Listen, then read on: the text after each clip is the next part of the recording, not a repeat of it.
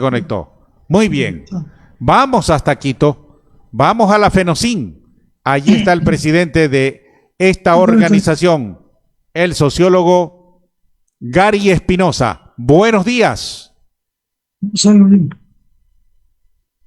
Buenos días, Eduardo. Gracias por la oportunidad, por permitirme dirigirme a la provincia de Esmeralda, al Ecuador y al mundo a través de este importante medio. Muchas gracias y un abrazo para todos los esmeraldeños, ecuatorianos y a todo el mundo. Muchas gracias al coterráneo esmeraldeño, el sociólogo Gary Espinosa al frente de la FENOCIN. Lo hemos llamado para hablar un poco de las cifras oficiales del gobierno, para hablar del empleo, para hablar del desempleo. Las cifras, dos informaciones, una del presidente de la República, que ya habla de casi un centenar de empleo, sobre todo de jóvenes, y por otro lado, una develación del Instituto Nacional de Estadísticas y Censos, que habla que en lo que va de enero a febrero de este año, cerca de 90.000 personas han sido desenroladas, no tienen empleo. ¿Cuál es su visión? Sí, lamentablemente en el Ecuador se dice y se hace lo que le da la gana. O sea, este es el país de la regalada gana, dado de que cada gobierno maneja sus cifras de acuerdo a su antojo, de acuerdo a su interés. Eso mismo lo hizo Lasso, lo mismo lo hizo Moreno. Correa no fue la excepción. Recuerde que solo con la cuestión del registro social, allí se sacaron más de 400.000 pobres salieron, digamos, supuestamente de la pobreza. Eso es manejo estadístico, manejo de números, justamente, y como están en el gobierno, pueden hacer lo que les da la gana, digamos, en cuanto a poder manejar cifras, publicar cifras a nivel de los medios de comunicación que pautan con el gobierno, y de esa manera lo que hacen es desorientar al pueblo, desorientar a la ciudadanía. Recuerde que el presidente de Noboa primero nos prometió empleo, prometió pleno empleo, empleo digno, empleo, digamos, de buena calidad supuestamente, pero hasta ahora no se ve. O sea, si usted pregunta al común de los ciudadanos, jóvenes, adultos, están en la desesperación, ávidos de buscar o de encontrar un empleo. El señor presidente dice que ha generado alrededor de más de 50.000 empleos, dice, empleos jóvenes. Pero vámonos a las cifras del Seguro Social. O sea, esos 50.000 o 60.000 o 100.000 deberían estar reflejados en nuevos afiliados al Seguro Social, y eso no existe. No existe. El Seguro Social sigue con las mismas cifras que terminó el año 2023 en diciembre. Por tanto, no hay esta generación, este aumento de empleo. Que no sea mentiroso el presidente de la República, que deje de mentirle al pueblo ecuatoriano. Iba de buena manera, pero de esta forma está mintiéndonos, está tratando solamente de meternos la mano al bolsillo. Recuerde, con el IVA nos metió la mano al bolsillo, nos metió el Tratado de Libre Comercio con China, y hoy estamos amenazados, digamos, los pequeños productores, estamos amenazados los artesanos, estamos amenazados los pequeños productores, de manera que este gobierno lo que trata es de garantizar que la riqueza nacional se concentre cada día más en esas 500 familias, que son las 500 familias más ricas de este país. De manera que esos números son antojadizos y que el gobierno nacional los maneja de acuerdo a su antojo para su interés de la campaña electoral ahorita, de la consulta popular precisamente. Terrible la situación frente a estos hechos. La organización que usted preside ¿ha formulado algún planteamiento en torno a lo que viene sucediendo? Creo que ustedes le apuestan a que se afinque, se fortalezca el trabajo desde la producción, desde el Ministerio de la Producción, desde el fortalecimiento de la banca hacia los sectores de agropecuarios en especial. Gary Espinosa.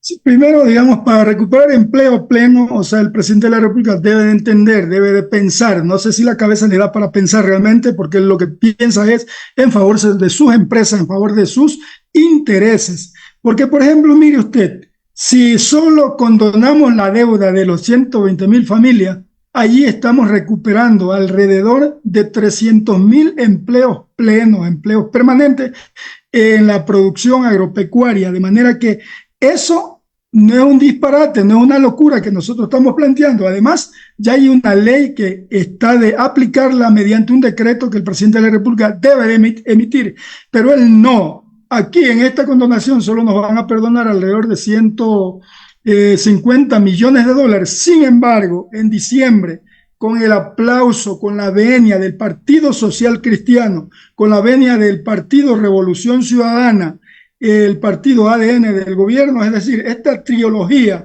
que están gobernándonos en este país, perdonaron a los grandes empresarios, a las 500 familias más ricas, más de 2.000 millones de dólares, 2.000 millones de dólares que sumado a los 56.000 que ya les ha perdonado Correa, Moreno y Lazo a los empresarios de este país, ya suman 58.000 millones de dólares de perdón. Esto es casi el 60% del Producto Interno Bruto y además es casi el 90% de la deuda externa que tiene el país. De manera que este país, si seguimos conduciéndolo de la manera arbitraria, grosera, como lo hacen estos gobiernos últimos, gobiernos neoliberales, no vamos a salir de la situación de pobreza, no vamos a generar empleo, sino más bien vamos a profundizar la miseria, vamos a profundizar la economía de este país y nunca vamos a salir digamos, al desarrollo, que es lo que queremos todos los ecuatorianos. No queríamos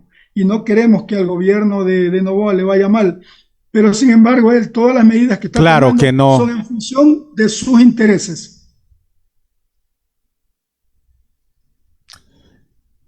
8 en la mañana ya, 8 en la mañana con 53 minutos, 8:53 en la mañana, 8 con 53 minutos. Pero detrás de este diagnóstico, detrás de estas críticas, y para que la intención sea favorable a un país que tanto necesita de todos, de los ecuatorianos, de las organizaciones, de las instituciones, ¿qué plantea la FENOCIN, licenciado? Nosotros lamentablemente tenemos que hacer conocer nuestros planteamientos al público, a la ciudadanía, a la sociedad ecuatoriana, porque no hay un presidente que escuche, no hay un ministro que escuche, ningún ministro se quiere reunir con nadie, o sea, es decir, solo ellos quieren tomar determinaciones. El gobierno es de los que ganan las elecciones y de todos los que pierden. El gobierno no es solamente de ADN, no es del Partido Social Cristiano, no es de RC, el gobierno es de todos los ecuatorianos y nosotros hemos hecho nuestro planteamiento y no han sido escuchados de parte del gobierno nacional. Primero, por ejemplo, este país no puede mantenerse con un IVA de 14%, de 15%, que hoy lo va a subir el 1 de abril el señor presidente de la República. ¿Por qué? Simple y llanamente porque nosotros somos un país dolarizado. Nos comparan siempre para tomar estas medidas con Colombia, con Chile, con Perú. Es decir, el promedio de estos países, el IVA es 16, 18%. Pero tienen que recordar estos señores gobernantes de este país que el IVA del Ecuador debe de compararse con los países dolarizados, es decir, con Panamá, con Estados Unidos, con El Salvador, con Puerto Rico, que es un estado asociado de Estados Unidos. Es decir, nuestro IVA debe ser comparado con ellos. De manera que el IVA en Estados Unidos está en 8%. Por tanto, en el Ecuador debe estar máximo al 8 o al 9% el IVA de todos los productos. Además, que el IVA del Ecuador es tan mal concebido que le clavan el porcentaje a toda la inversión de un producto. De manera que es mal concebido porque el IVA debe ser grabado solo al valor agregado de ese producto, más no a todo el componente productivo de un producto, de un bien o de un servicio que se dé. De manera que eso estamos planteando, que se revise, que los asambleístas, si son amigos del pueblo, que revisen, que le obliguen, le exijan al presidente de la República que ese componente del IVA baje al 10 o al 8% que debe ser en comparación con los países dolarizados. Segundo, que el crédito en este país el crédito de la banca pública, de la banca privada, no es una situación antojadiza, sino que estamos dolarizados. El país dolarizado no puede tener un crédito que va hasta el 25% nosotros, mi familia, nos tocó pagar un crédito en el Banco Solidario, y le digo con nombre y apellido, que tuvimos que pagar hasta el 25% de interés, por ejemplo. Eso es un interés usurero, es un interés usurero, y por tanto la banca pública también debe de concebir, digamos, un crédito máximo al 5 o 6% de interés para desarrollar la productividad y generar el empleo pleno de este país. Si no lo hacen, significa que no están interesados en sacarnos de la pobreza, sino más bien están interesados en sacarnos el jugo y mandarnos más a la pobreza a los ecuatorianos. Muy interesante, muy interesante. ¿Qué hay en los planes de la FENOCIN, licenciado, en este primer trimestre? ¿Cómo están los planes operativos? ¿Cómo está la situación desde esta organización en la parte final? Bueno, nosotros ahorita el domingo vamos a reunirnos, una reunión eminentemente virtual, porque no tenemos los medios para reunirnos presencialmente, pero para analizar nuestra respuesta a las preguntas de la consulta popular, en la cual queremos analizarlas con mucha responsabilidad, con mucha sensatez, de manera que demos un veredicto o una orientación a la ciudadanía de cuál es nuestra posición en función del sí, en función del no, y que se respete nuestra posición que decidamos el día domingo.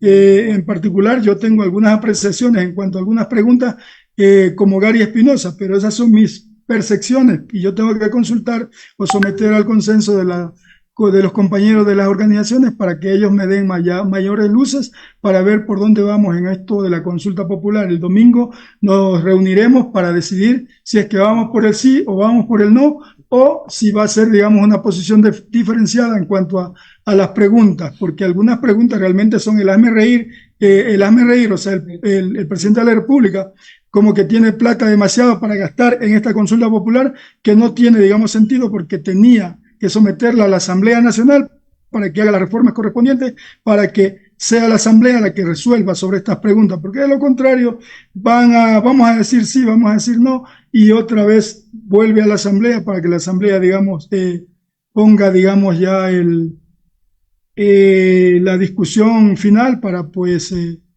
ordenar, digamos, esto de las consultas populares para poderla que entren en vigencia ante el pueblo ecuatoriano. Yo en particular, por ejemplo, mire, solo una pregunta, la pregunta de la extradición, que la satanizan, que dicen que lo que estamos en contra de la extradición, estamos en favor del narcotráfico, de la delincuencia, y no es así. ¿Sabe por qué? Solo un ejemplo, Eduardo.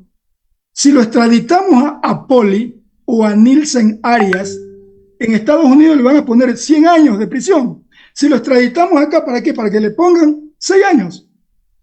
O sea, ¿en qué estamos? Estamos apoyando por la delincuencia organizada de este país, que se lleven, se roben la plata, se vayan a otro país y los traigamos nuevamente para que le pongan 6 años aquí de cárcel de prisión, para que después de 3 años cumplidos salgan en libertad a disfrutar de lo robado. De manera que hay que pensar bien en esto de la consulta popular, porque de lo contrario va a ser, digamos, escupir para arriba, porque no va a llegar a la cara nuevamente el escupitajo, porque es realmente una grosería que se plantee que se extradite a Poli para que acá le pongan 6 años y después de 3 años salga de la prisión. Igual que Nielsen Arias, que se nos robó, se nos saqueó el petróleo del Ecuador y hoy también está procesado en Estados Unidos. Ojalá allá le pongan siquiera 100 años o cadena perpetua para que no vuelvan acá al Ecuador a volver a seguirnos robando la plata del pueblo ecuatoriano.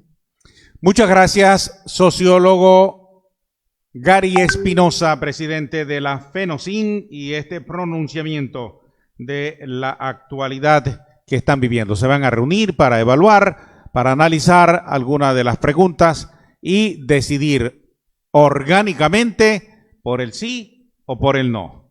Terminó mi tiempo. Gracias por el de ustedes. Gracias